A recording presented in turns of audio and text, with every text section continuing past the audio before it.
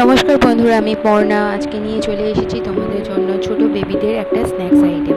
এটা আমি আগে একবার করেছিলাম, কিন্তু এরমভাবে করিনি। একদম বেবিদের হেলদি রেসিপি এটা, ছোট বেবিদের যারা 2-2.5 বছর বয়স তাদের জন্য।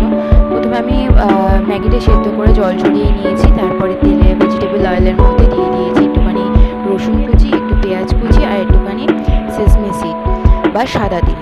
এরপরে আমি দিয়ে দিয়েছি, ওটা একটু নরম হয়ে আসার পরে এরপরে আমি দিয়ে দিয়েছি সবজিগুলোর মধ্যে হালকা নুন দিয়ে ভালোভাবে নেড়ে চেড়ে আমি ওটাকে ঢাকা দিয়ে রেখে দিয়েছিলাম 5 থেকে 10 মিনিট সেদ্ধ হওয়ার জন্য।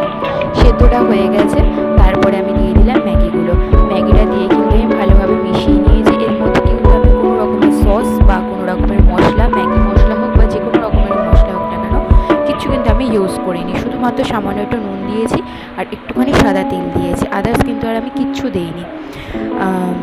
তোমরা এটা বানিয়ে বাচ্চাদেরকে দিতে পারো, কারণ ওদেরও একটুখানি মুখের টেস্টের বদলের দরকার পড়ে। চাইলে একটা ছোট্ট কাঁচা লঙ্কা কুচি করে দিতে পারো, ঝালটা কেমন হয় সেটা বুঝে। না চাইলে